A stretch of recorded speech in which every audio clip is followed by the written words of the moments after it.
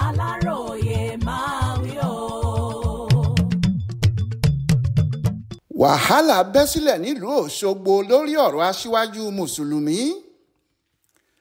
Ìgbìmọ̀ olùdámọ̀ràn fún mọ́ṣáláṣí àpapọ̀ ìlú Òṣogbo, èyí tí wọ́n ń pè ní aláṣàrò, ti sọ pé bí ìmáàmù àgbà ìlú náà Sheikh Musa Animashaun ṣe fi ọ̀kan lára àwọn ọmọọṣẹ́ gómìnà Adeleke, ìyẹn Alhaji Muniru Raji, jẹ oyè aṣíwájú mùsùlùmí ìlú Òṣogbo kò bá ìlànà mu rárá. Olórí ìgbìmọ̀ náà, Alhaji Sulaiman Akala, ṣàlàyé pé ìyànsípò Raji tako ìlànà, àṣà àti àlàkalẹ̀ ẹ̀sìn Islam tí àwọn gbé lọ́wọ́. Alhaji Akala sọ pé lọ́wọ́lọ́wọ́ Muniru Raji ní olùdámọ̀ràn pàtàkì fún gómìnà Adeleke lórí ọ̀rọ̀ ẹgbẹ́ òṣèlú. Ó sì dìgbà tó bá tó bọ́ aṣọ òṣèlú sílẹ̀ kí àwọn tó lè fi jẹ oyè ẹ̀sìn kankan. Ó ní kò sí ẹni tó bu àwọn aláṣàrò gbọ́ rárá nípa ìgbésẹ̀ náà.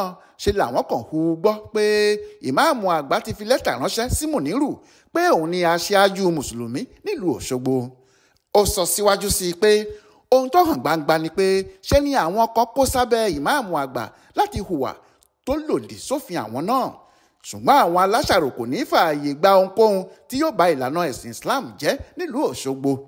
Alhaji Akala fi kún ọ̀rọ̀ ẹ̀ pé láti ayébáyé ni aláṣàrò ti máa ń darí àkóso àwọn mùsùlùmí nílùú Òṣogbo títí dé orí ẹnikẹ́ni tí wọ́n bá fẹ́ fi joyè, tí àkọsílẹ̀ eléyìí sì wà nínú òfin àwọn. Ó wá ké sí Àtaọ̀jà ìlú Òṣogbo láti fi ọ̀rọ̀ ẹ̀sìn ìlú náà sílẹ̀ fún àwọn tó tọ́ sí, kó sì gbájúmọ́ ọ̀rọ̀ àṣà àti ti ìbílẹ̀ ìlú Òṣogbo. Àmọ́ ṣá o, Sheikh Musa Animashaun ti sọ pé òun kò dá ìgbésẹ̀ náà gbé, pé gbogbo mùsùlùmí ìlú Òṣogbo làwọn jọ ṣe. Ó ní ìmáàmù ló ní àṣẹ yíyan oyè ní mọ́ṣáláṣí Jímọ̀ ọjà ọba. Ó ní àbẹ́ àṣẹ ìmáàmù àgbà ní àwọn aláṣàrò, rátìbí àti mágàjí wà.